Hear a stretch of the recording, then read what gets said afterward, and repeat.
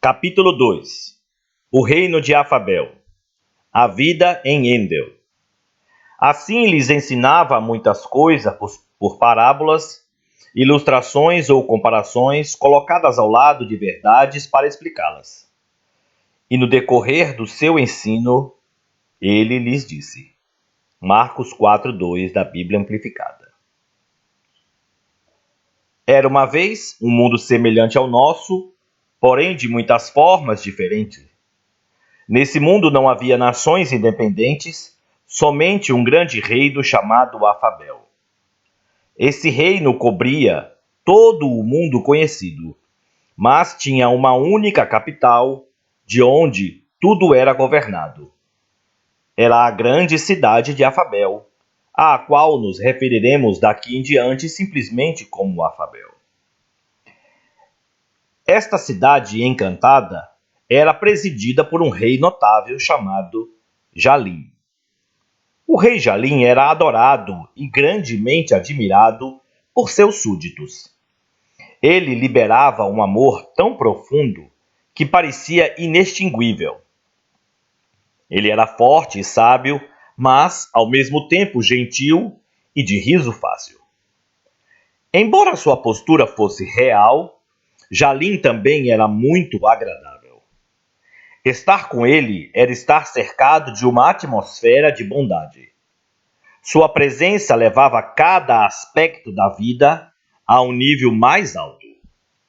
Sua visão e seu poder de prever o futuro eram tremendos, e ele tinha uma capacidade misteriosa de ver além das atitudes das pessoas, chegando aos verdadeiros motivos do coração delas.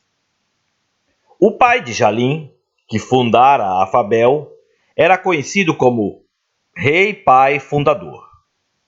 Quando a ordem foi estabelecida, ele passou toda a responsabilidade às mãos de seu filho. Os habitantes desta grande cidade ajudavam a administrar o governo de Jalim nos territórios remotos do reino, e isto era realizado através de um sistema hierárquico de autoridade e liderança a partir da cidade governante.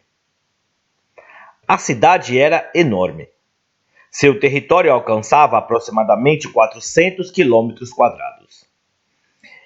Ela era tão bem planejada que, embora tivesse alta densidade demográfica, nunca parecia estar superlotada. Havia um composto de subúrbios, residências urbanas e vilas. As localidades nos planaltos, que estavam voltadas para a extremidade ocidental de Afabel, eram as casas modestas dos trabalhadores. Essas casas modestas seriam consideradas mansões em nosso mundo.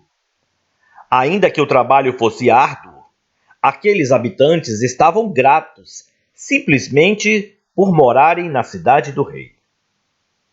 Os terrenos montanhosos das fronteiras do norte e do sul eram o lar dos artesãos. Eram aqueles habitantes nas artes criativas da música, da escrita, das obras de arte e do design. Essas casas tinham belas vistas e eram maiores que a dos trabalhadores. A parte mais convidativa da cidade era o bairro Oriental, que abrigava uma infinidade de belas casas de campo. Esta área era conhecida como o Centro Real. Nesta grande comunidade, o rei residia e passava a maior parte do seu tempo, e era o lar daqueles que trabalhavam mais próximos ao monarca. Era ali que a sua administração e seus líderes viviam em sociedade e trabalhavam juntos. O Centro Real estava incrustado como uma joia sobre um rochedo que dava para as costas do grande mar. Uma suave brisa constante soprava do Oceano Azul e refrescava a cidade. Essas águas eram ordenadas pelas praias brancas mais cristalinas jamais vistas, só ultrapassadas em beleza pelos jardins reais. Esses jardins se entrelaçavam por todo o centro real. Era, sem dúvida, o lugar mais desejável para se morar. Cada casa só era ultrapassada em elegância pelo Palácio Real. No meio de Afabel ficava a Árvore da Vida. Somente os súditos do rei tinham o privilégio de provar de seu fruto maravilhoso.